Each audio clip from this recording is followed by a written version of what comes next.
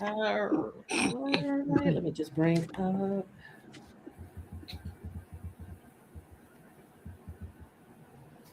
All right. Hello, hello, and welcome to the Book Buzz Show. I'm your host, Cheryl Brooks.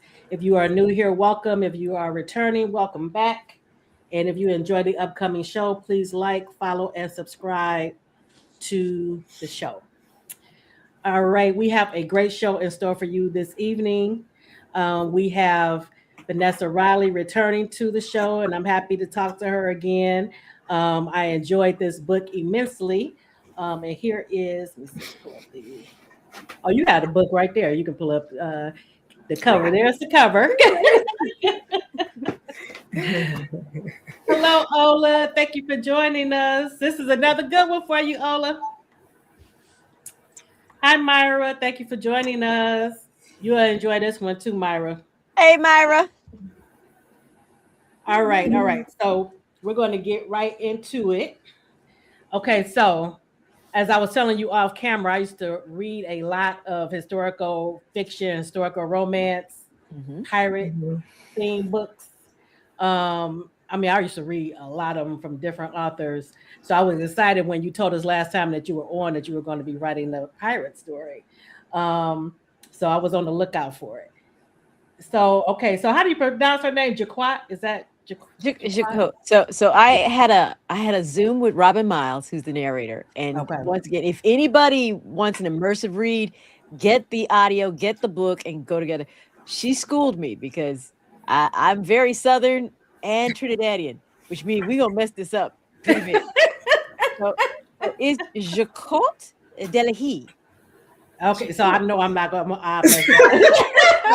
But now that we got that out the way, let's just go So on. y'all know the correct pronunciation. Y'all know what you got. But trust me, I was Jaquatting it. Like if y'all go and look at my Instagram, I got Jaquat, I got Jacob, I got All right, so Jacot Delahaye is a so she would you is she black or mixed race? How do we describe? Okay. In the 1600s, Mhm. you couldn't pass. You was black. They didn't have this mixed race thing. Okay, yeah. It was very clear designations. Her brother could pass. She could not pass. Okay. So And that's what, yeah. Okay. in my head, she black. Okay. Because that's what I have down black. But then I said, okay, wait a minute. She's really mixed race, biracial. Yeah, those are words. This book was one of the hard things. Is there are terms we will use now. Right.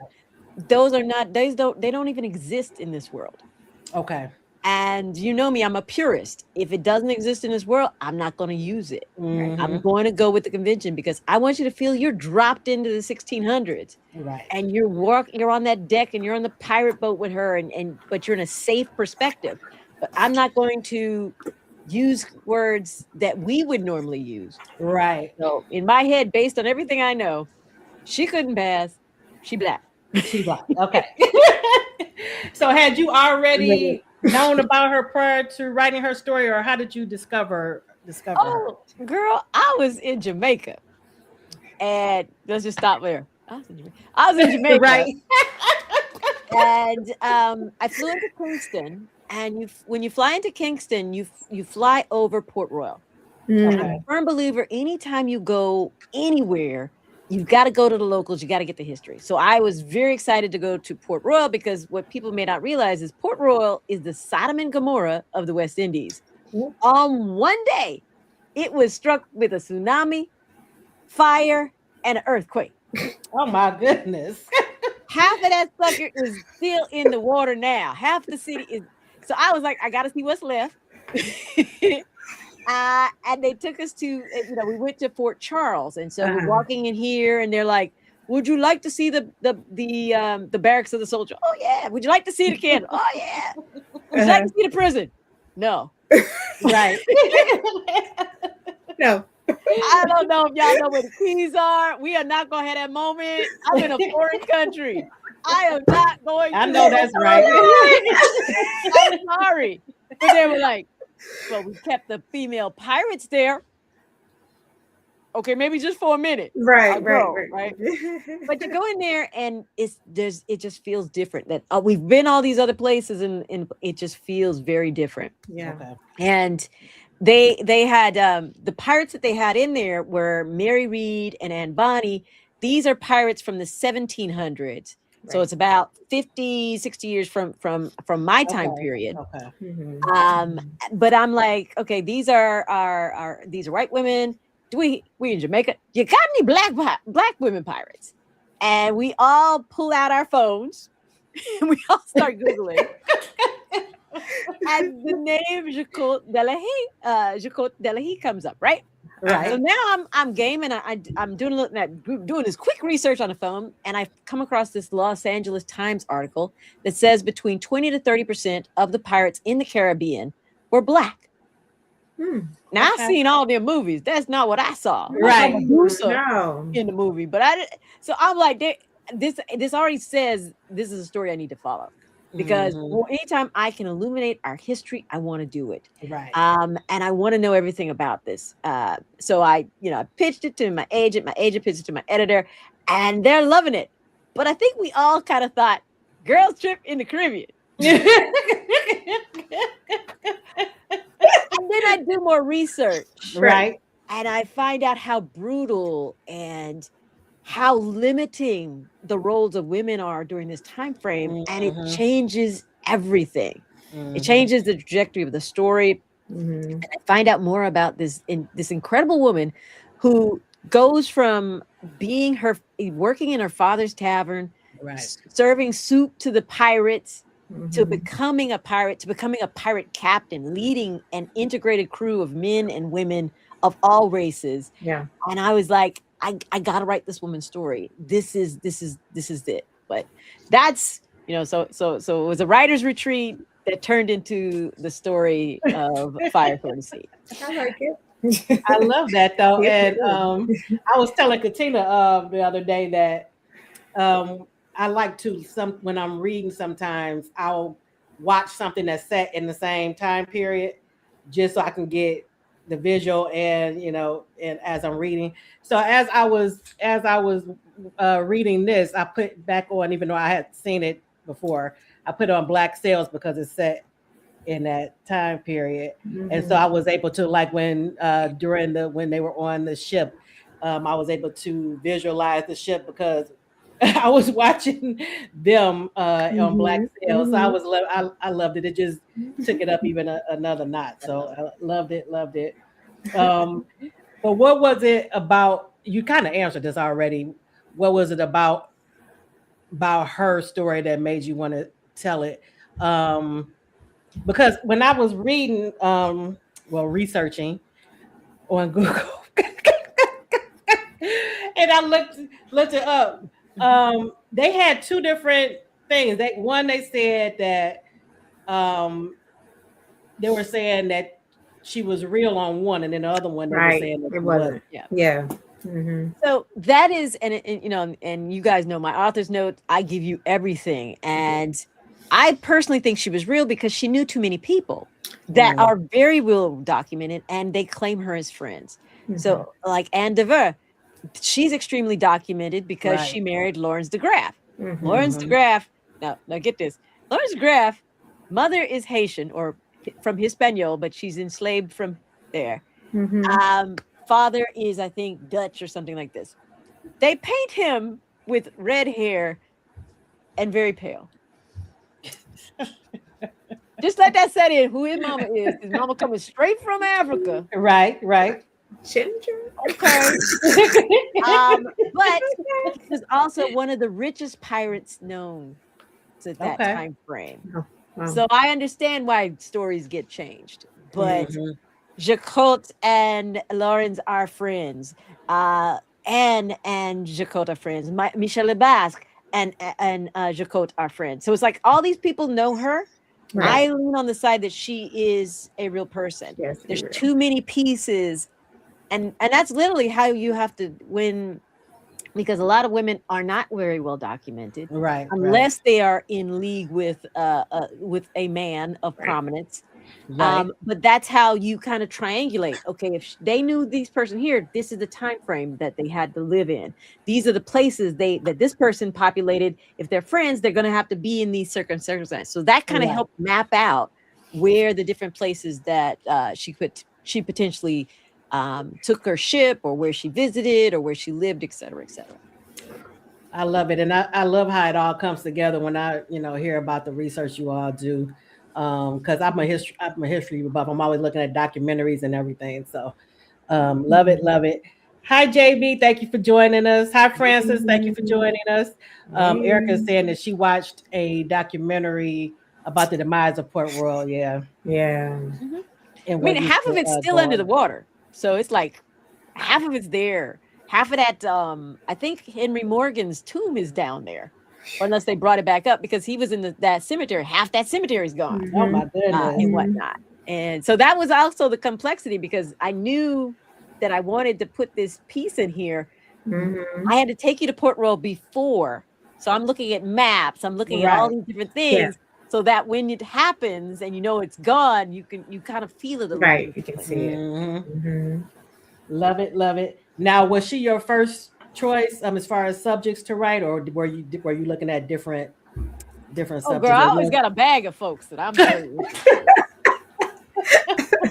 I always have a bag of different things, and I let my editors, like, what's most interesting to you? Okay. So here's my list. What's most interesting to you? And of course, who gonna say Black Lady Pirate? Right. I knew it drew me as soon as you said something about it the last time. Now you kind of gave us a little bit of what you did as far as research, but what other things did you seek out in writing her story? Okay, so one of the things was I went down to Key West, and I actually got on a ship that would technically have been one of the ones they stole. So a frigate from the 1600s. I wanted to feel it, like be on that top deck. What does that feel like? Right. But then more importantly, I wanted to go into the crew cabin and listen to what you hear. And you can hear the waves slapping up against it. You can hear people walking on top of you. Now, why is that important, right? These boats on the top deck, as part of the crew, you're all equal. 20 to 30% of them are Black. They're not asking your race. In many cases, they're not even asking who you may be in love with. They're like, can you do the job? Can you be a good sailor? Can you rig the sails? Can you mend sails? Are you willing to swing to the side of the boat and clean barnacles off the side of the hull so we don't sink? Right? And everybody on this top deck gets one vote. The captain gets two. So if you vote a certain way, you're supposed to go along with the majority. Okay. And you have to have that kind of trust, because you go into battle and you got a sword. I got to make sure you're not going to stab me in the back. So we are supposed to be in this all together. Like there's a brotherhood or sisterhood themes in this particular case. Now, part of the records that I was finding, I was reading the pirate, I think it was Henry Avery's records, and they were going through. First I found another record of a captain who was doing inventory on his ship, and I see this thing: 17 guineas, pewter urn, 5 guineas, some sort of silver bowl, and I was like, that's pretty interesting, because in the Caribbean, all the ships are doing Spanish money. A guinea is an English unit of money formed around 1615. And I was like, if it's in 1615, how did it get? I mean, things can travel, because I'm talking about 1775. So that's about, 60 something odd years. Yeah. I was like, that's really strange. Why they would be the records when everything else is in Spanish in pieces of 8 or reels. Then I go and I look at Henry Avery's records. He's a famous pirate. He actually hit the Muslim Mughals, and lived and got all this money. But he talked about going to Africa and capturing guineas. And the way he's talking about it, he's capturing people. And the whole of Africa is called Guinea. So those records I found weren't money. Right. They were people. And then I found other notations where we are the universal currency. So when you hit the Spanish or the Mughals, you couldn't keep the stolen goods because if you're caught, you're going to get executed. Okay. So they needed to go and take this money or take this and turn it into some sort of solid currency that's untraceable. So they would go to the ports, Tortuga and Port Royal and Petit Goave, and they would go to warehouses and exchange their stolen goods for people. And the people would be at the bottom of the boat. Wow. All right, so we go back to our boat thing. Mm-hmm. One of your first votes is if you're going to deal in chattel slavery. Right.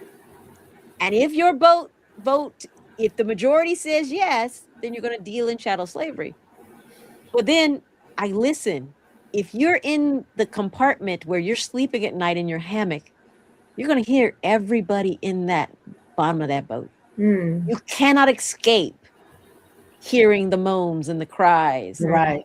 So you know exactly what you're doing. So it's Yeah. a complicated world with different levels of freedoms up here on the top of the boat. Right.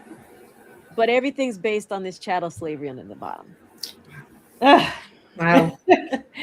difficult. Yes. And what surprised you most while you were writing or researching about? That was it. That was my big That was it. Yeah. That's a big one. That's a That big was a big one. one. The monetary fact. Other things were in certain, the gender fluidity was very surprising. I didn't. I am 1750s, 1830s in my typical Right. book. And that's right, a little bit before the Victorians come in and they start sanitizing the records and changing records and eliminating people's histories. Right. That gender, they have a term, 1600s, for same-sex unions called a métallage that was sanctioned by the captain. And it was necessary so that, because they know you're going to be at sea for maybe 2 or 3 years, and you may get close to someone. And if you have goods and you could be killed at any minute, this person got your goods. Something like like now where you hear about people have work wives, work husbands, and so I guess that would be their work because they're in close proximity. Exactly. So it's like that I did not understand, and it was a challenge to write, but I did a lot of research because, as a historical fiction author, you're bringing these lives back. You have to do it with dignity. You have to do it with purpose. You have to do it with intent, clarity, and truth. And if you cannot do that, then you're not supposed to be in this game, or that's not the subject for you to write. Because this may be somebody's first time looking at history of pirates in this particular area. And it's a responsibility that I hold. I'm not going to put it on anybody else, but that's the responsibility I hold. I'm going to try and get the closest I can to the knowledge. So if I got to go on a pirate ship, or if I've got to dig through maps and chart different things, I'm going to do it. I'll translate all kind of documents. I want to give you the freshest manna, the most closest that we can, that honors these people's lives. And that's one of the things I was going to ask, because when I was reading, I was wondering if in that time period, would we have really seen so many women, living as men, basically, because it was a few of them that were on the boat. And I'm like, would that have actually been able? I mean, did you see anything in your research? But you kind of answered it a little bit. Well, and the question is, for women during the 1600s, you only had 2 roles. You were either a wife or a wench, right? Or, as Brown Girl Collectors called it, a hoe or a housewife. right. And so you could see these women who wanted something different, right? Jacquot, she's working in her father's tavern. The pirates are coming in. Yeah, that's how they're making money. And so she's hearing all these stories of adventure and how they're out here having so much excitement. And she's supposed to just go marry some guy that her father picks, right? And I could see this, and so it's like, I want to make sure that her choices, I can see women deciding, but they had to, and that's one of the reasons I take you through her developing her skill set. Like in the beginning, she don't think that's straight. She young, right? She's not a good runner. She don't get herself jacked in a certain ways, right? I had to make sure y'all saw, because one thing I don't want to do, which I often see about people of color, Black folks in history, they're the chosen one. I want you to see you could do this. She was a hot mess at the beginning, but she trained and she worked, and then she did the physical endurance at the warehouses to build up the muscle to be a good pirate. Right. These are women that step into these roles not because they are extraordinary. They're ordinary women that just rose to the challenge. I don't want to do the magical Negro. I want y'all to see somebody, because it's going to tell you can do whatever it is that you set your mind to. So I think there were a number of women, probably not as many as I put on that one boat. I think there were a number of women. Right. This life. But you know what? You did do a good job of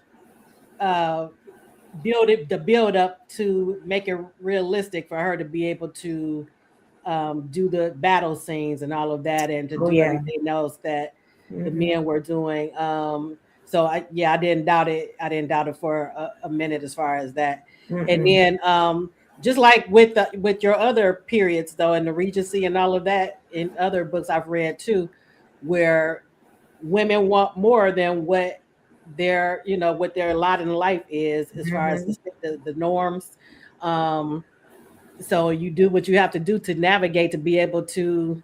So I can see, you doing whatever you need to do to fulfill those dreams. And she was very spirited. We definitely got that from her from the beginning, a young age. Yeah. Yeah. Hey, Mama put that legacy on her. She was like, "Oh, I gotta do this." Mama's whispered in her ear like the whole time. Right. Yep. Now, what was the biggest challenge in writing the book? Was it the research, finding information? Finding information was difficult, because once again, I had to do more research on people who knew her. Right. Because there wasn't that many, and like, just like when you did your research, you found out some people are like, she's a total figment, she's an amalgamation, she's a real, all these different things. I weighed through all of that to kind of get the best picture of her. And other people may actually have a different take, and that's the beauty of fiction, right? There's a fictional part of this, right? I'm confident that she was real. And I wish we had diaries. That's why women, we need to write diaries. We need to journal. Make the next generation of historical fiction folks' lives easier. And we need to do it just so we can, have that. Yeah. Because they're trying to take it away from us. So absolutely. JB is saying, we are that woman making things happen. That's right. I love it. That's right. Exactly. What do you want readers to take away from the story after reading? Well, one thing I wanted them to take away is that you can do it. Whatever your dream, you're not crazy. It's attainable, but you've got to do the hard work. Some side notes of it is looking at women's leadership. Like I have a friend that typically reads business-oriented books, and she's like, "This is women's leadership," because it was very communal in nature, and how Jacquot divvied up responsibilities, and how she approached things, and how she had a council kind of thing with Bahati in order to figure in Lazao to kind of figure things out. So it was extremely, from that aspect. And then there's just things that controversies, like when women make choices, are we always going to have consequences? Right. And this is the first woman that I've written that wasn't maternal. Oh yeah. And I loved that, right? Because why? Right? I mean, we are naturally maternal, but what if we aren't? That's not wrong. What does that look like, right? Because I like, people. I've seen some things, and people are like, we're hoping that she take a different path, that she Right. Right, right. make We different even were talking choices. about that. Yes, Sure. we were talking about that too. And the thing is, this is accurate to It is. her that I can see, right? This is Mhm. accurate as can be. But I also like the fact that she wasn't maternal.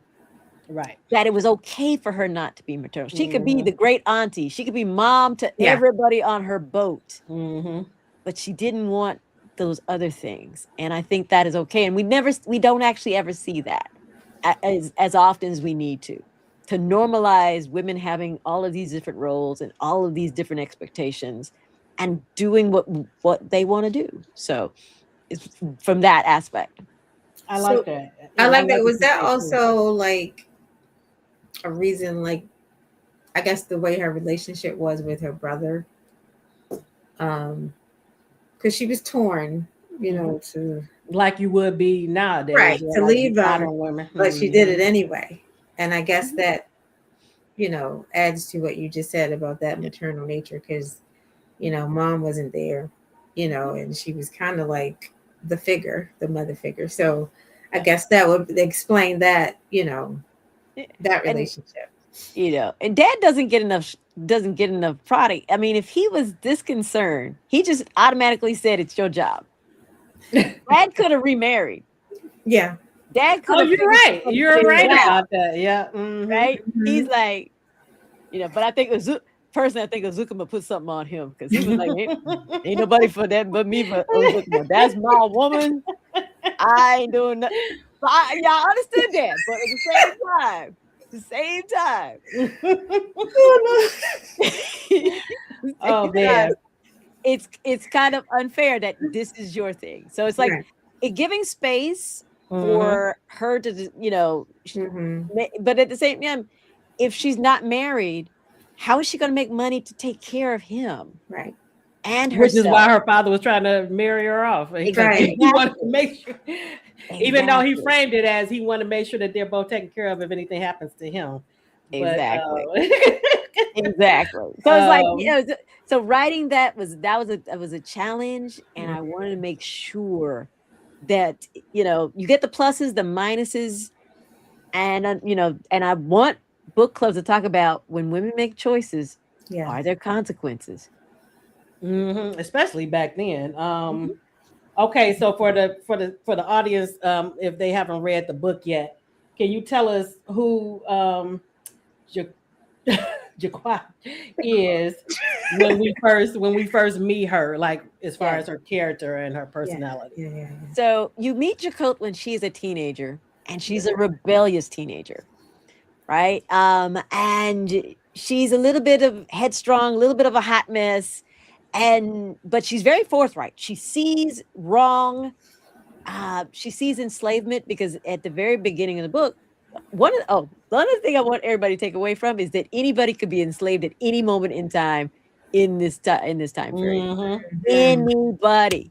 And if you Mhm. go back and look, everybody was enslaved at some point in time in That's the book, true. Hmm. in the book, or they had consequences from an enslaver Right. in the book. Hmm. Because that's the dangerous time that anybody could actually be enslaved. And Hmm. to me, it's like when you know that, how do you choose to enslave people? When you know the dangers and you know how unfair it is, Hmm. and all these different things. So that was part of my little construct of things. But when you meet Jacob, she's a hot mess. She's opinionated. Yes. She heard them making jokes about selling women for wives, and she dumps food on or ale on somebody, right? Hmm. That could have gotten her killed Yeah. Yes, that's what I was in about to this say. time Just frame. the time Yeah. aside, the things that she would do and Yes. say. It Oh could have man. gotten her killed. Her dad had probably had to talk people down and stuff Yeah. like that. And Hmm. but it to me it was necessary to show that transition. Like Hmm. she's Hmm. she's just a regular kid, so to speak, Hmm. during this time frame. She's got opinions. She's not perfect. She doesn't have anything figured out. Right. And to see how she moves through life to become, to step into that moment, to Right. become who she's going to become, I think is an important journey. But you're going to see this woman from teenager Yeah. to pirate captain. And the responsibilities and growing into these roles. Yeah, because you see her tenacity even then when she when she's younger. So it grew from there. So it was logical that she, thought that she can fulfill what she wanted to fulfill. The only thing that was really holding her back was her family life. And can you give us a little insight into her family life? Yes. So her mom her mom passes away birthing Josiah, her brother. And pregnancy was very dangerous. So it always, whenever I read these romance books and they're always like pregnancy and that's like kind of the happy ever. Right. Back then. Yeah. Back then, Even now. Dangerous. That just might have been a warrant for your death. I mean, it is so dangerous. Wow. Anything could go wrong in during this time frame. So, her mom dies. Her father is still running this tavern. Pirates are coming in. And she's being fed the stories of adventure. But yet in this world, there are only two world powers. That is the Spanish Armada. They're taking the gold from the indigenous and bringing it back to Europe. And the Muslim country called the Mughals. And so everybody else is making piracy legal because they want you to hit the Mughals. They want you to hit Spain. Give us a little time and we'll write you a writ that says you can do this, yada, yada, yada. But then when the Mughals in Spain gets upset, we didn't do it. It was those darn pirates, right? And you see how conflicted the world is. And once again, she doesn't want to be this. She doesn't want to be anybody's wife. She doesn't want to be anybody's wench. She wants the adventure. She wants that fun. She wants to sail ships. Right. And there are people in her life who've taught her a little bit about this, a little bit about that. And so it becomes where she begins to string together these different opportunities and in order to build the life that she wants. But it's a muscular read. I'm going to take you into some actual battles. You're going to I want you to feel like you're there, but in a safe position. Because history is dangerous. Yes, most definitely. It's scary. But I want you guys to feel safe and secure as you rise as a pirate with Jacot in this adventure. And it comes through too, as I was reading, just how tenuous life was during these times. It was so much that could go wrong and happen to you. And especially being a Black woman in this time, it was even more so. So the type of life that she wanted for herself was very, gonna put her in all kinds of harm. Even if she was found out, that aspect of it too. Exactly. I wanted to talk too about her activism because she had a sense of what's the word I want? A sense of right and wrong even from a young age. And she would do things. She put herself in jeopardy, but she didn't even think about the consequences. She just knew that. She saw these women captured, and she said she knew that was wrong, and she was going to do something about it. Yeah, and I think at that particular time, she thought her father was about to marry her off. She was going to lose her rights anyway. So she was like, "What am I got to lose?" True. I can just go, and I'm going to do something like I want to do. I want to help these women. I want to free them. But things happen because she wasn't that really wasn't a great plan if you think about it. No. And she had to admit it too. And then she brought where you gonna hide about 10 women with a small town? Where you gonna hide them? Right, because she was like, now that we're here, now what? Right? Her intentions were good, but oh man. But so boys and girls, do not make a plan when you're mad. Don't use steps. That's the problem. Yes. You'll lose some steps.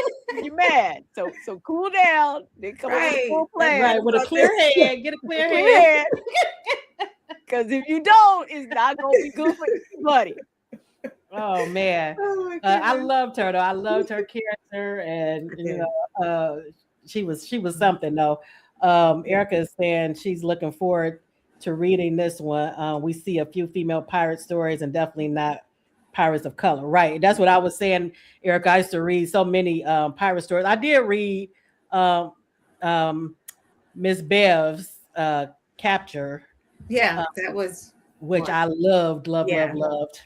Mm-hmm. Even though she wasn't the pirate in the story, but she was his love interest. Pilar. I thought Pilar was the pirate. But I thought she was a pirate. Because she took his boat. Remember?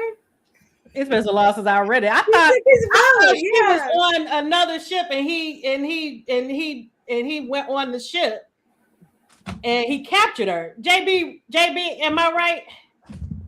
Unless it was more than one. This one ain't it, but never mind. Right. She was the one I'm thinking about. He went on the ship and kidnapped her, basically. I thought she did that to him. No, I thought she took his things and everything, and he was captured, Erica, and he was knocked off. Okay, we gonna flunk. We gonna flunk. Ola saying I'm right. I knew I was right because that's one of my favorite books of hers. No, is this the one with the guy on the cover? Wait a minute. What about the one with the guy on the cover? I thought she stole his boat. What about Pilar? No, because on the one I'm thinking about. Is this the one? That's what I'm talking about. That's a different one. I'm talking about. That's the one we're talking about Capture. It's called Capture. Okay. Capture. Yeah. That's the okay. Yeah. Okay. Thank you, Erica. So we all get to keep our Bev cards. We all get to keep our Beverly cards. Oh, we just said that too. She said we're talking about two different books. Girl, I thought we were about to have to give up our Beverly cards. Okay, so yeah, Erica is saying the one with the female pirate is the one y'all talking about. Okay. Yes. Yeah. Right. JB said we read too many books. And I'm like, wait a minute. She wasn't a pirate on there. She was his love. Oh, look, wait a minute. Now I know what you're talking about. That's a beautiful cover. I love that cover. Yes, and I love that cover. One. Yeah, I love that cover. She's like, holding back, right? Oh man. Me and Vanessa was standing on business. Like, wait a minute. Well, y'all were right too. We were just talking about two different books. That's all. Oh Lord. Okay, so while we're talking about love interest, let's talk about Jacot's love interest in the stories. She starts out with Michelle. Is that how you pronounce his name? And he's her first love. And he goes off. I think they get married. And they get married. Off. Yep, they get married. Yeah, they get together and they get married. We're not going to talk about the order. Yeah. Oh man. Big order. We're not going to talk about the order. But then his dumb behind decides he going to be faithful to his crew and go off to fight the Mughals. And that just causes all kinds of that makes their paths just go in all kinds of. Yes. I love her statement was, if I had to be anybody's wife.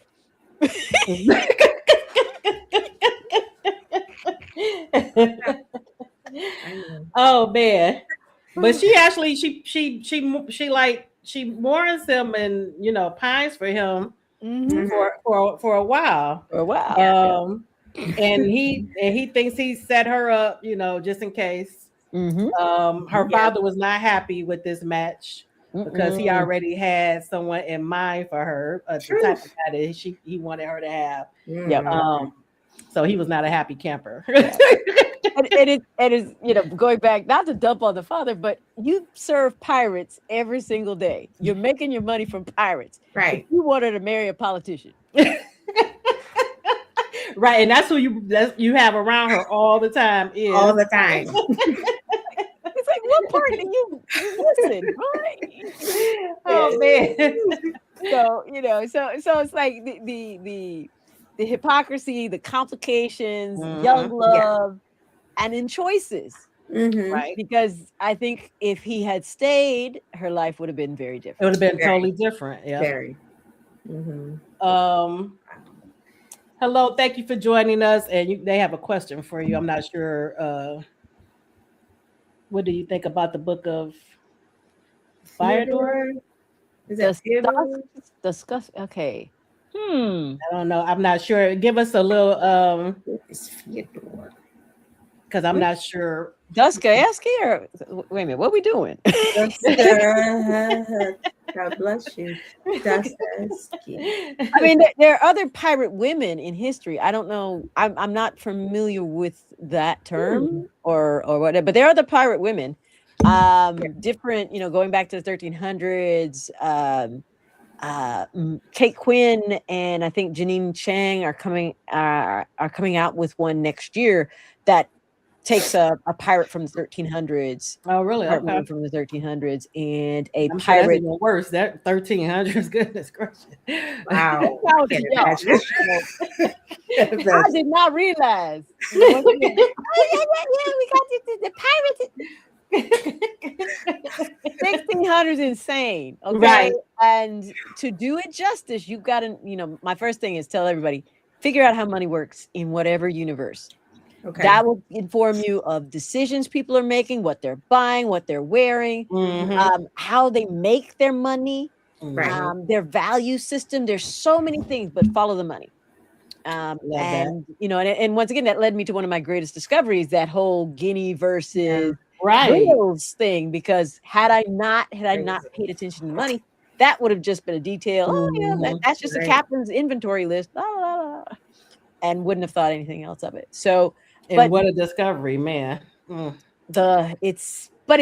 helped inform, right? Because that becomes now,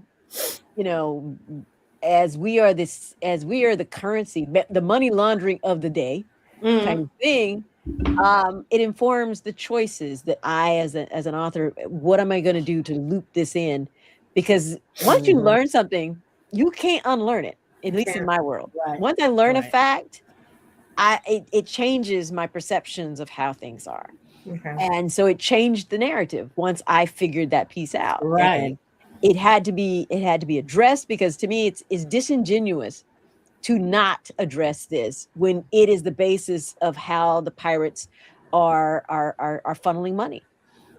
It's how they're doing a lot of different things, and the governments are doing certain things. I mean, the one thing about this 1600s world, they haven't figured out the sugarcane is the sugar crop, is the mass crop. So importation of enslaved Africans is happening, but not at the rates that it has when you get to the 1700s.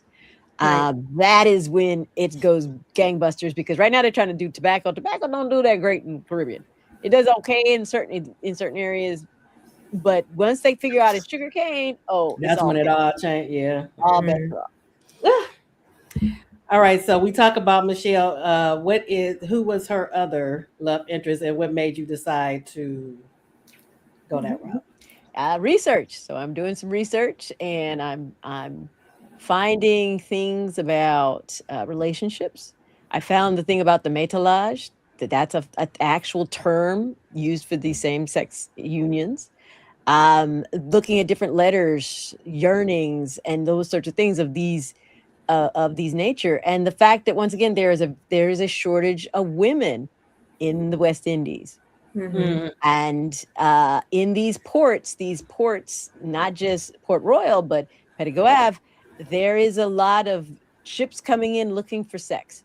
Point blank, ships coming in looking for sex, and people stepped up to take these roles. So Blazau is an amalgamation, of these different things, of these letters, of these research notes, And it was, once again, once you find something, you can't unlook at it. And it changes narratives. And I want to honor, because everybody has a piece of history. Yeah. But other people have been taking out these pieces of history. And this was a very unique time. It was chaotic, it was crazy. You could die any moment. And you could see, when you find love, you keep it. And then I often think that when somebody like Lazelle's purpose was dream igniter. Lazelle listened, and when they heard what you were trying to do, they made it happen. And sometimes we think help should look a certain kind of way. Right. And when it doesn't look that way, we turn away from the help. And I think that is another thing in this narrative of finding out who your true allies are, and being, love is love. And when people find that moment of happiness in this chaotic world, it is their business. It is what they're doing. No one should sit in judgment. That was and it was, it was something that I found in numerous places in doing this research. I did love that Jacob made it clear to, how do you pronounce the name, Lazelle, that it didn't matter to her, that she just loved her regardless of. So I did love that. I thought it was interesting though that she gave her Michelle's ring. I'm like, but I guess it meant, because it meant so much to her, I guess. Yeah. And she thought that she would never see him again. That's true. That is true. But I was still sad that, like, seemed like you would want to keep that. Right. There's symbolism in that, right? There's a lot of symbolism in that. And she was done with one dream, and she's moving on to another dream. So there's symbolism in that.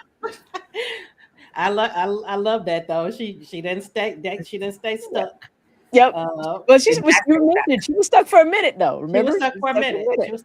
Probably stuck. She didn't let it deter her from living her dreams, because I guess she envisioned it would be with him that she would be living that dream. And that's the fun part, right? So she finds love and all this sort of stuff. I'm still gonna be a pirate. Right. That part. Right. You wait for me when I get back. Yeah, do that. Give me a minute. Oh man. I love JB is saying a little history. Her dad grew sugarcane in their backyard in the early 50s. Okay. All right. Now, I'm always saying how I love stories with strong friendships, and we had that in space in this story. Love the friendships that she developed. People who were willing to put their lives on the line to help her, especially in the beginning. We had Sarah. Oh yes, Sarah Sayad. What was Celia? Was it Celia? Yep. Yeah. And then we had the ones that were also, living as, well, I don't know if they were living, but they were posing as men, who she ended up having great friendships with. Trying to remember their names. Bahati. Yes. Bahati's one of my favorite characters. Yeah, Bahati. Wasn't Wolf? Is that how you pronounce it? Yep, Wolf. Look at the Wolf. But the one that I really loved, and I don't. It was a friendship, but it was also like another father figure. Yes. Oh, Gene. Yes. Love their relationship. Yes. And that part is that the truth of there is he was a young man. They put a helmet on him and made him go down to get the gold. And I was like, he got to be in a book. Oh man, okay. I mean, but you want your freedom so much, you're gonna trust these people to push air down in a barrel with a hose. Wow. Oh man. What you saying, JB? Will you still love me as a pirate? Yes. yes.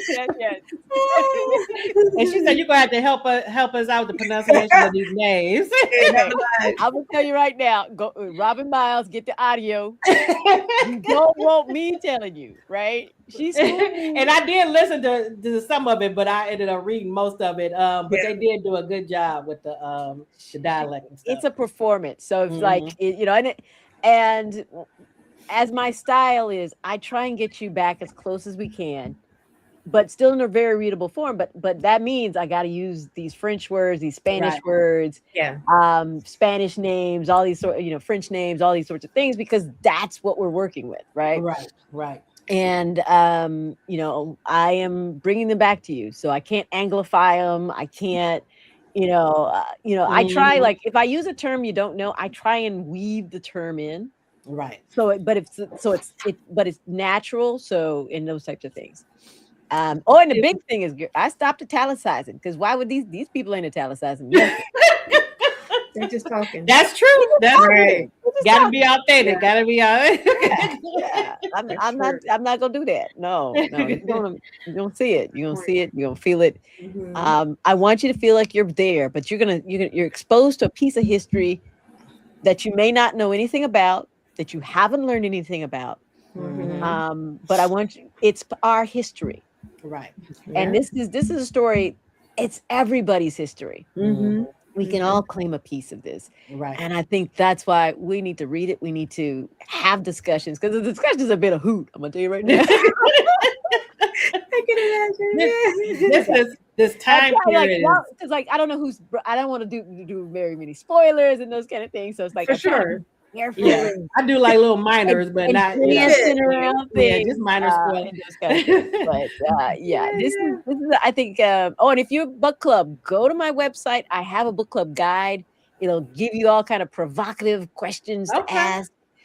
There's also some recipes. So there's food, gang, because me, I'm gonna make y'all want to have a nice pirate party. I love that. I did look up the cottage though to see what was in it. I was so curious. Now, one thing that really I was emotional through this book, because Jaco had so many, losses and throughout her life, and like you said, everything, she got to live her dream, but it was at like. And it didn't really have anything to do with her and her dream. It was just the time that she was in, and how precarious life was. But I felt for her throughout the entire book. It's tough. Yes. Oh my goodness. But you have to think too that in those times it probably was, it was an occurrence. Everybody where they probably had lots and lots of loss. Just because of anytime you attack the ship, they're attacking you right back. They're not rolling over. You attack a colony, they're not rolling over. And these were, they're almost lawless societies. So you could kill somebody.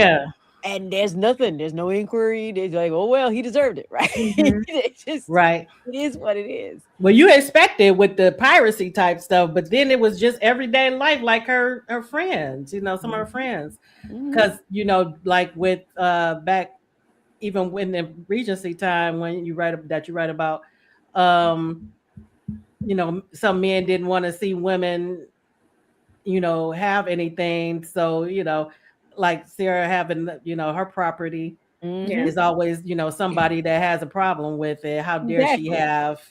And the more well-connected, the more they're going to use their influence and power to take it from. And especially a woman who hasn't remarried, she's unprotected. She has no voice in government, in society. And so putting those real situations from the snippets I'm reading of is very important to kind of inform the world. It is incredibly, incredibly dangerous world. And the fact that she lived, that Anne lived, is a testament to resilience and that women should be able to pursue their dreams. But unfortunately, there's a cost. Hello, Miss Eva. Thank you for joining us.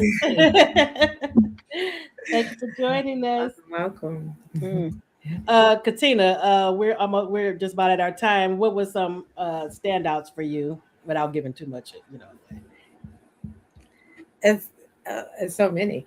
I think the one that tugged at my heart the most is probably the last uh incident with her brother. Yeah, Um, that whole situation with her brother was very I emotional. I just couldn't. I needed a moment because Mhm, mhm, I was mhm. really invested, and I was hopeful because, and then things happened, but I don't know, that this really tugged at the heartstrings. Oh, well, okay, so this is something to extend it where um Jaco and Michelle go off and to Mm-hmm. find him. Mm-hmm. Because I was hoping. I was Me like, too. okay, it's like it's time to get on your Right. boat. Yep, yep, yep. Let's Get him go. back. Get him. Yeah. Maybe a sequel. You can Please.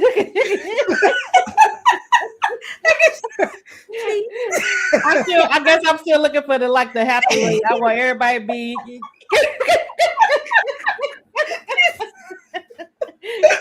Let's put it this way. You are not alone in that Right. sentiment. You're not alone in that sentiment. Of wanting. There are several choices for that whole last quarter of this that people are like, well, dang, that's right. really hard. Yeah. I'm like, come on. That just broke my heart though. Yeah, yeah. Broke my I, heart. and once again, this is the problem of doing too much research, right? Right. And Mhm. when I found that the church at this time frame is very heavily invested in the slave trade. Right. The Franciscans or the Capuchins are have them working the basically lands behind the church. I just assumed that once they figure out that that he's got challenges, that he's Mhm. mute, that Yeah. all these sorts of things, they would be angry. They would probably take her for as much money as they possibly can, Right. and then they would do what they've been doing to others during that time frame. So it was a choice. It was an author Mhm. choice, Mm-hmm. but the church really does burn down. Okay. Okay. Yeah, Right. yeah, Mm-hmm. Mm. church really burns. Hi Tracy, thank you for joining us. She said a little off topic. We should do a segment on how to write your own book. I like that idea, and actually, I usually ask each author that comes on, to give advice to someone just starting out. Actually, in the Yeah. last time Vanessa was on, I Yeah. asked her Mm-hmm. that. So Tracy, I'm going to tell you real quick. First of all, when you sit down I do not prescribe this to everybody. I am a write everyday girl. I believe that writing is a muscle memory, and even if I just do a couple sentences a day, that's still good. Mm-hmm. I try not to edit what I've Mm. written until I get to the end of the first draft. Right. My first draft is a third of the word count of the final total. So it's very Okay. cut and dry because I got to know where we're going. Yeah. Mm-hmm. Because when I go back and edit, I am beefing up the arcs. And every character and side characters have to have an arc. Nobody's stagnant. Mm-hmm. Nobody that you meet at the beginning is going to be the same on that journey. They have to change. Right. Okay. And because we all change. Think about our journeys. We are different. And that, to me, that's one of the things I model. I do a lot of character work before I start writing, though. So I know for every character, I know what their goals are. I know what their belief systems are. I Mm-hmm. know what their relationships are. And then here's the secret sauce. I know what lie they're carrying on them. Mm. I firmly believe every person it grows up with a lie. And it frames how you look at things until you're healed of that lie. Hmm. And so if you know what that is, when something happens to your character, you know how they're going to react. Mm-hmm. And Mm-hmm. you also know moments where you're going to have to show either healing or double down, because you either get healed or you double down. Right. And Yeah. And we those see types that of in things. stories too, where where they say this person is not redeemable. This is just Yeah. how they are. Right. But Yeah, but the my first draft nobody will ever see. I've got instructions for my daughter to burn whatever's in that desk drawer, because y'all gonna believe I wish she was literate. That first draft is a hot mess. Okay, so how many drafts do you usually and the third draft is where I can start showing folks. Okay. Third draft. Okay. Because That's the good. first draft, there's no color, everything's white walls. So we're getting you. I gotta Right. get With gotta get each that draft, you're getting a little more detail. Yeah. Yeah. And so we go over it. So that next Mhm. time we're putting in place and feeling and things like that. And the third one, we're those moments we're crafting and but we still got more editing because this hasn't even left the house yet. Right. This is just, so if anybody fools you to think they just sit down and it's beautiful, that's wrong. I love it. I love it though. But yes, I always ask the author that because I know there are plenty of aspiring authors out there, including myself. I don't usually tell people that. Right. You're a journaler, but see, you're close. You're journaling, man. You just Yep, I'm real close. Real close. But again, like I told you, I love the book and I love the battle scenes. They were amazing. You did an amazing job because you know how much I read, so I read a You lot. do. Thank you.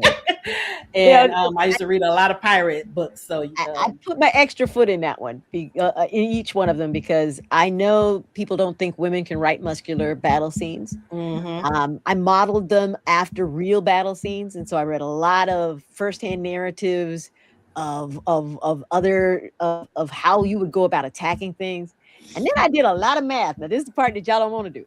I did a lot of math because, like, if you're at this, so I had the distances of how far before you're in Pettigo Ave, before you're out to sea, and then I knew how high those cannons were. And there's a difference in how high the 50-pound, the 25-pound, the 15-pound cannons are going to shoot. So I had to know when you would be out of danger. Math was involved, gang. I see. Oh my goodness. But that's what made it stand out because I said all while I was reading, I'm like, oh my goodness, these battle scenes are like. I wanted you to feel like you're there, but safely observing.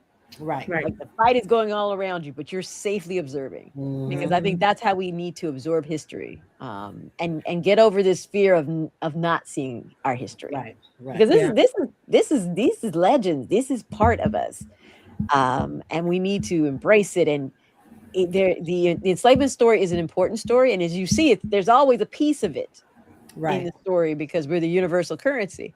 But there are kings and queens and pirates that we were, and we were all over. We were everywhere and doing everything. Exactly. Right. JB said, "Our true engineer." That's right.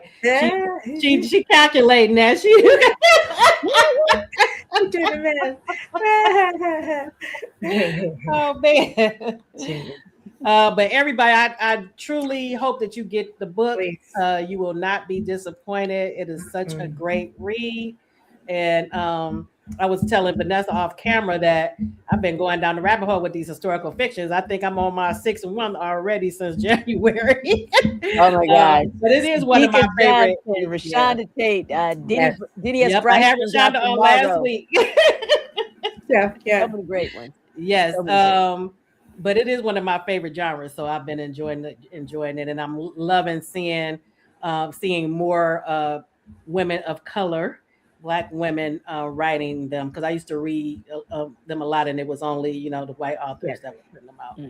So we have stories to tell. So I'm excited about the time we're living in, because you could be a pirate, you could be someone who brings reunites family and children, you could be a master pianist, you could be an explorer in the Caribbean. I mean, it's just there's so many different things that we can be, and I'm glad for these stories. I agree. Okay, so last time you were on the show, you gave us what you had coming up, which was the pirate story. So are you working on anything else now that you can talk about? Honey, I'm working on it. So in June comes out A Deal at Dawn, So that's the third and final book in that series, Okay. the Betting on the Duke series. Oh Which yes. I love. Yes, yes, yes, yes. So you will see foolery, and you know how I ended that last one. Yes. You Yes. know, you know I got some stuff. And by the way, he got a foot fetish now, but that's just Oh my goodness. Hold on. But that's what already had me rolling in a second, but I'm like, We were just talking about yeah. that. so we have that. We might be getting this year. I just turned in Murder in St. James's Park. It's book number 4 Okay. of the Lady Worthing series, and I'm working on something really special. So I cannot wait to announce. But Okay. yeah, I cannot wait. I'll be on the lookout. Because I love the other 2 series as well. So I thank can't you. wait. Can't wait. It's Mhm. gonna be All fun. right. Well, thank you so much for coming back on the show. It's always a pleasure talking to My you. pleasure. Thank you for thinking of me, and I love coming back. So I'll have me back when you need me. I definitely will. All right. Enjoy the rest of your evening. You Thank too. you. Good Bye night. bye. All right. We're going to get into our second segment where we go into our highlights of the week. Yes, Erica, her computer is busy. Ooh, And thank you goodness. definitely have to get this book, Erica. It is so well done. So well done. Um, okay, so okay, I changed my highlight, Katina, You because did. I decided because this is the last week. Is this the last week? It is. It Okay, so is. I said since the last week of Black History Month, Uh-huh. I'm gonna do two of my favorite books for Black History Month Okay. that I think that everyone should read. You will enjoy them. I couldn't do Cane River because I already did that one. That's one of my other ones, but I had already highlighted that one. Because I was going to do that one too, and I realized. All So, right, so uh, you want to go first? You want me to go first? I can go first. Okay, let me bring up your. So my rec was oh gosh, this is an old one. Okay, JB. She said next month is Women History Month. Oh, that's even better. Oh yeah, March, right? Yep. You're Yep. right. Mm-hmm. All right, JB. So mine is Babylon Sisters, Pearl Cleage.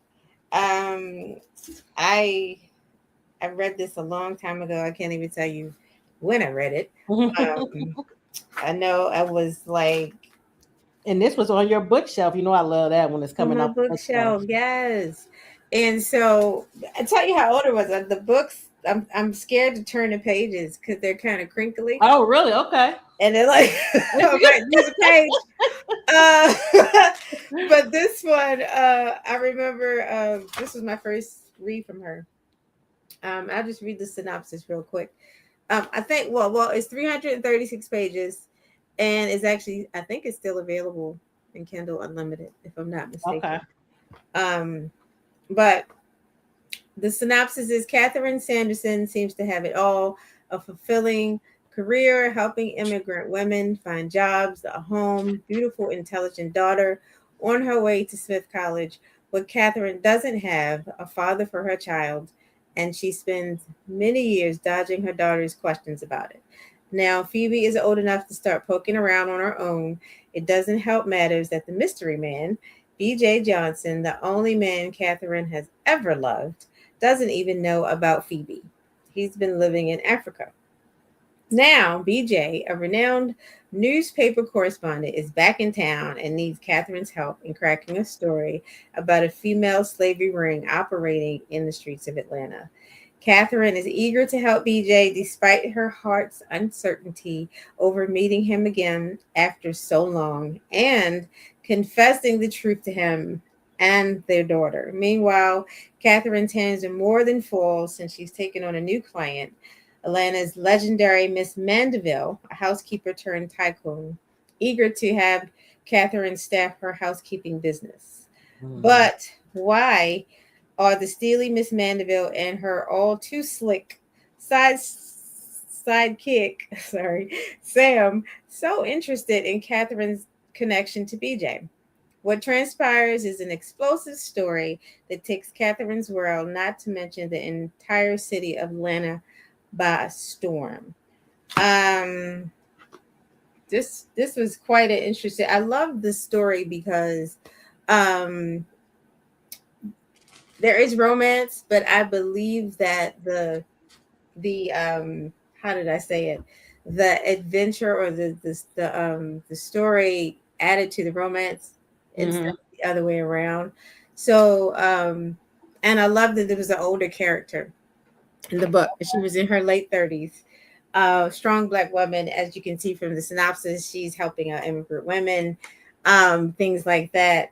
And just had a strong zeal to help her community. So one of the things she loves, like I said, was helping immigrant women, helping them finding jobs. And she, was a single mother. So in order for her to, find money to help with college and things like that, she takes on this job with this Mandeville, and things go left after that. Of course. Things go a little off, kilter, and with the father of the baby coming around again, and having to deal with that, and her daughter, a lot of things transpire. A lot of serious and real issues are like tackled in here, from like poverty and greed, and like what do you call it, exploiting women. Oh my goodness. Like so I guess kind of like what we just talked about in the other book, except the sex slaves, things like that they're just trying to overcome, and she's just trying to save the world. uh, and but I did love that this is also another book about empowered women, and also that. empowered women empowering other women. I liked how they said that. Which we don't see a lot. So I We don't love when see a that's lot. depicted. Yeah, Not without the, no, we're the like, cattiness and the backbiting and stuff that we usually are yeah, portrayed as. Um, and yeah. JB is saying she think the book was supposed to be a movie, but she doesn't know what Hmm. happened with that. Um, Yeah. and then Tracy is saying that she remembers this book. I Hmm. seem like I remember it too, but I was looking to see if I had it on my bookshelf, but I didn't see it. But it seemed like the cover looks familiar to me. Hmm. So I Yeah. may have it in a box somewhere. You might. I'm sure I you may have it do. in a box somewhere. It's a good one to Um, definitely reach back and reread, because I consider it a reread. So many mhm. times I kept looking at it like I should reread this again. So, but it's kind of one of those stories that stuck with me. You know. Yeah, and Erica is saying Pearl's titles were something unique. She said, I wish I had a red dress and what looks like crazy on an Yeah. ordinary day. Hmm. Hmm. Hmm. I remember that title too, Erica. I don't remember if I read it though. I don't remember. I done read so much over the years. Um, JP said Mama Pearl is black excellent. Hmm. Yes, yes, yes. Excellent reads. I'm gonna have to put it on I just wrote it down for my list. And Myra's saying this will be on her TBR as well. Yes, Yeah. yes, yes. All right. Interesting. Get ready, JB and Erica. I know you both have probably read mine. Tracy probably has too, because she used to read a lot back in the day too. I don't know if you're still reading like that, Tracy, or not. But let's see. All right. So mine, I have two actually, because two that I always go to when people ask me something good to read for like Black history or whatever. The Right. first one I always say is one of my favorite books still to this day, Indigo by Beverly Ooh, Jenkins. Indio. Yeah, it's still one of my faves. Okay, and this is the synopsis. As a child, Hester Wyatt escaped slavery, but now the dark-skinned beauty is a dedicated member of Michigan's Underground Railroad, offering other runaways a chance at freedom she has learned to love. When one of her fellow conductors brings her an injured man to hide, Hester doesn't hesitate, even after she is told about the price on his head. The man in question is the great conductor known as Black Daniel, a vital member of the North's Underground Railroad network. But Hester finds him so rude and arrogant she begins to question her vow to hide him. When the injured and beaten Galen Vauchan, aka the Black Daniel, awakens in Hester's cellar, he is unprepared for the feisty young conductor providing his care. As a member of one of the wealthiest free black families in New Orleans, Galen has turned his back on the lavish living he is accustomed to in order to provide freedom to those enslaved in the South. However, as he heals, he cannot turn his back on Hester Wyatt. Her innocence fills him like a breath of fresh air, and he is determined to make this gorgeous and intelligent woman his own. Yet there are traitors to be discovered, slave catchers to be evaded, and Hester's heart to be won before she and Galen can find the freedom that only true love can bring. And I remember when I read this back in the 90s, I believe, or it might have been early 2000s. I knew I read it after it had been out for a couple of years. But I love the love story, of course, but I also loved just the history lesson that we get in the story. Indigo, she's called Indigo because of she used to be enslaved on an indigo plantation, Right. which turned her hands and feet indigo, the color indigo. Mm-hmm. So she would always wear gloves. So I loved that aspect of it, and then we also get like suspense and intrigue in the book. Because they're a part of the Underground Railroad, it's always an intense Mm-hmm. reading, and they also have somebody that is betraying them that's inside of their community. Mm-hmm. So that's Mm-hmm. another aspect of the story. Um, it was just so well done. It's still one of my favorites. I remember when I first read it, I was telling everybody about it. And I don't even know where my original book is because I know I was loaning it out so much. But Really bad. it's still one of my faves. I didn't know that JB, that's her favorite color, indigo. I didn't know that. But yes, this is an excellent read. If you have not read it, be sure to get it. If you like historical romance, you will love it. And you, like I said, you're going to get entertained. You're going to have a love story. You're going to have suspense, intrigue, all of that. And you're going to get a history lesson as well. Do you know about the how it's available now, as far as the hard Uh, copy or the I believe you can get both hard copy yeah? and paperback. I Okay. don't know. Erica, is it on audio? I don't know if it's on audio or not. Um, Let me see. I tracked down every version of this book. One of the top. Yes, yes, yes, yes, yes, yes. Love it, love it, love it. And like I said, I couldn't find my original. I thought I had read that I bought another copy, but I don't see it on my shelf in here, so I might have packed it up. But Okay. but I know I did end up getting another one. But I love too. Like we were talking about with Vanessa, how precarious, not that I love it, but I liked how the author showed how precarious life was back then Mm-hmm. for Hester and for Galen. And just being black in that time period. Yeah. Because even if you were free, you still had to worry about people the slave catchers coming into your town Yeah. trying to enslave you again and taking you deep Mhm. south. Yeah. So you get all of that Mm-hmm. in the story. Oh, okay. Ola said you can also get it on CD. And Erica's saying yes, audio, hard copy, trade, paperback, and ebook. Okay. And JB is saying the ebooks are $5.99 on Amazon. Thank you, ladies. Thank you. Thank you. So yes, I highly recommend it for those who haven't read it. And then my second one is another one of my tops that I always recommend. And this one, I actually have two covers because they didn't have so many covers on this. I have the cover of the one that I actually have packed up somewhere, but I also Okay. have the new one. They just had a new one, a new edition where Janelle Monáe has done the forward on this one. Okay. So the original cover looks like this, the one I have. And this is Kindred by Octavia Ooh, E. Butler. yes. One of my favorite books still to this day.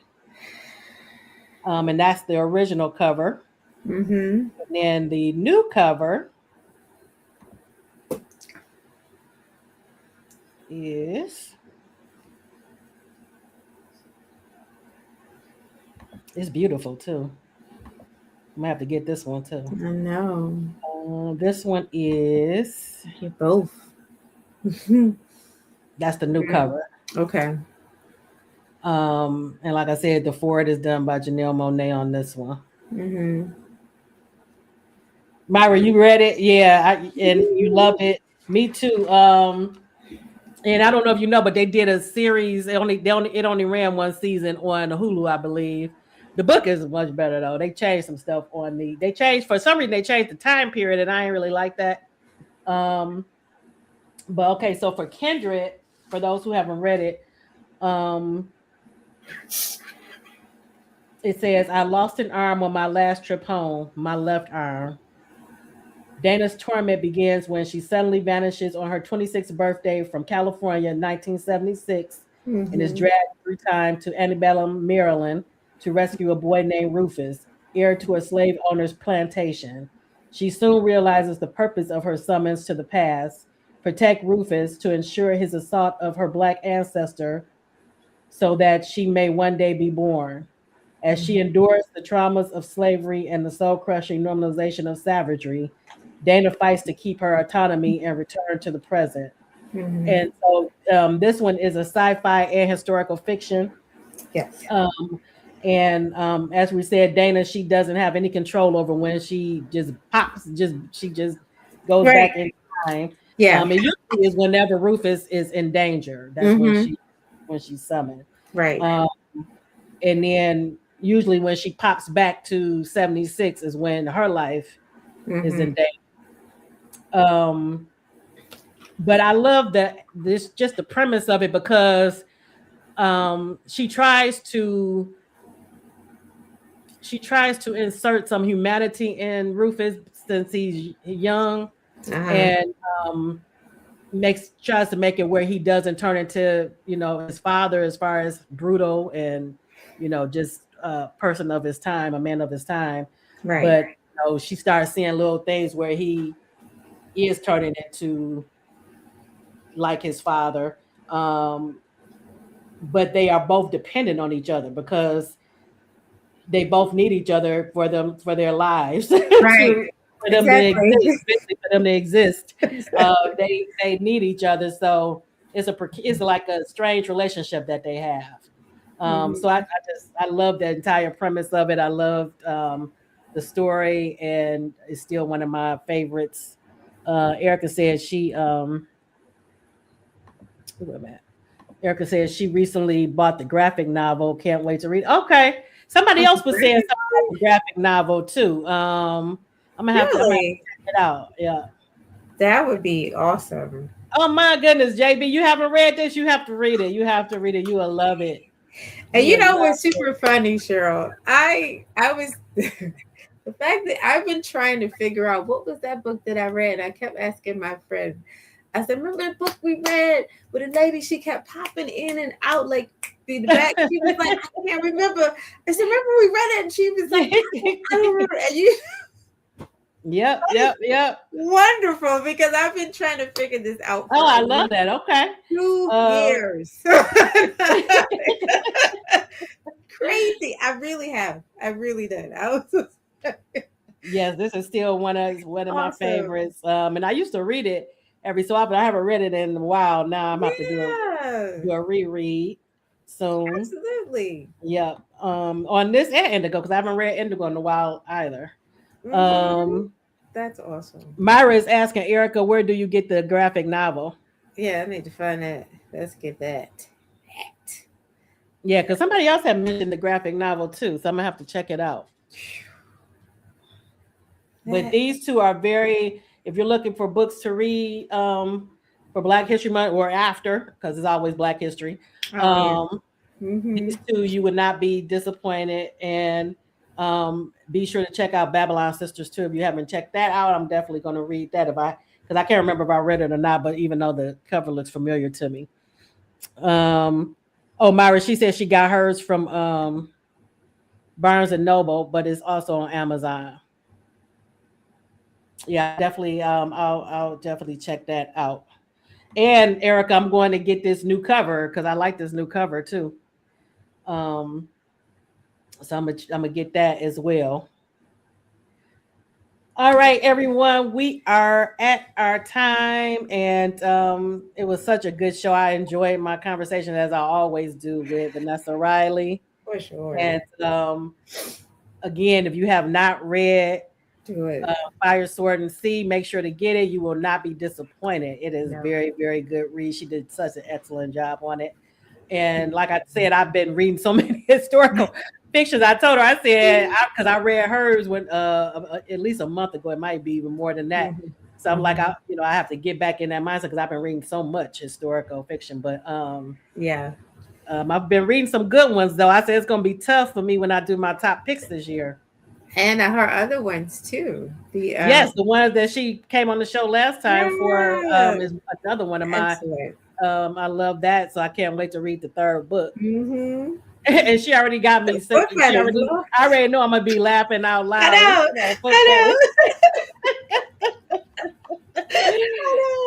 JB, I'm glad that you laughed alive. I hope everybody enjoyed the show, and please make sure to hit the like button because it helps the show. So I hope everybody enjoyed it. And next week I will be on with